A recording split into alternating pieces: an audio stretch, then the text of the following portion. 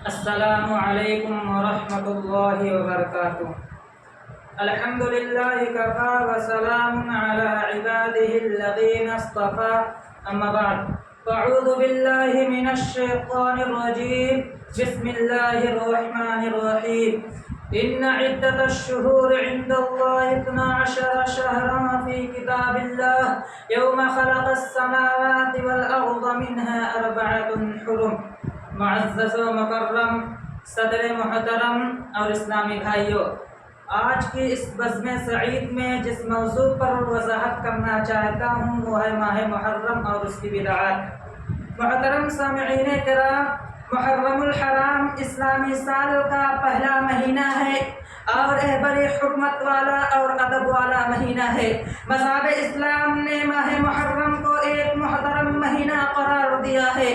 خود اللہ رب العالمین نے اس کی فضیلت کے بارے میں قرآن کریم میں ارشاد فرمایا، ان عدۃ الشہور عند اللہ 12 شہرا فی کتاب اللہ یوم خلق السماوات والارض منها 4 حرم۔ مہینوں کی گنتی اللہ کے نزدیک کتاب اللہ میں 12 ہے۔ اسی دن سے جب سے اس نے آسمان و زمین کو پیدا کیا، ان میں 4 مہینے حرمت و ادب کے ہیں۔ 4 مہینے یوں تو فضیلت و برکت سے بھرے ہوئے ہیں، لیکن ہم ماہ محرم کی بدعات کا مختصر تذکرہ کریں گے۔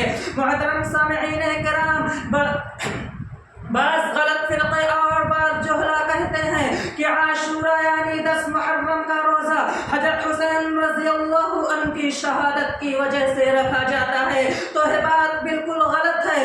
اصل واقعہ یہ ہے کہ جب نبی کریم صلی اللہ علیہ وسلم ہجرت کر کے مدینہ تشریف لائے تو آپ نے یہود کو عاشورہ یعنی 10 محرم کا روزہ رکھتے ہوئے دیکھا، تو آپ صلی اللہ علیہ وسلم نے ان سے اس کا سبب معلوم کیا، تو انہوں نے کہا کہ یہ ایک اچھا دن ہے، اسی دن اللہ تعالیٰ نے حضرت موسیٰ علیہ السلام اور ان کی قوم بنی اسرائیل کو فرعون سے نجات دی تھی۔ اسی خوشی میں حضرت موسیٰ علیہ السلام نے روزہ رکھا تھا، اسی لیے یہود بھی روزہ رکھتے ہیں۔ نبی کریم صلی اللہ علیہ وسلم نے فرمایا، حضرت موسیٰ علیہ السلام کی خوشی میں شرکت ان یہودیوں سے زیادہ ہم کو پہنچتا ہے، اس لیے آپ صلی اللہ علیہ وسلم خود روزہ رکھا اور لوگوں کو روزہ رکھنے کا حکم دیا۔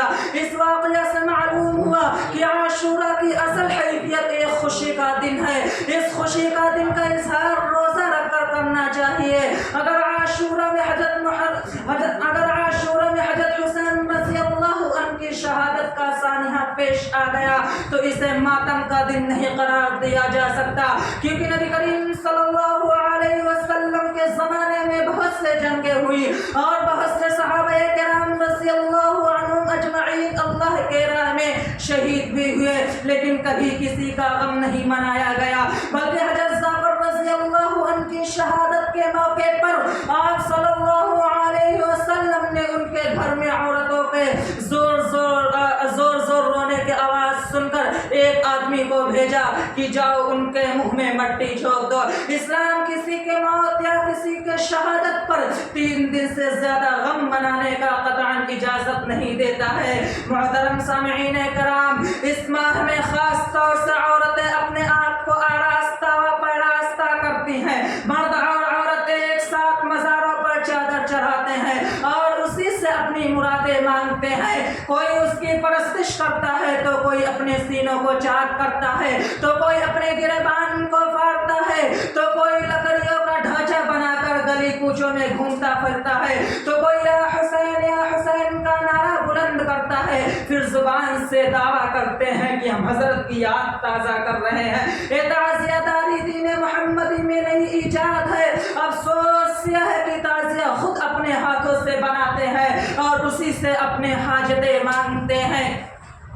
افسوس یہ ہے کہ تعزیہ خود اپنے ہاتھوں سے بناتے ہیں اور اسی سے اپنے حاجتیں مانگتے ہیں۔ اگر یہی کام ایک غیر مسلم کرے تو کافر کہلائے، مشرک کہلائے۔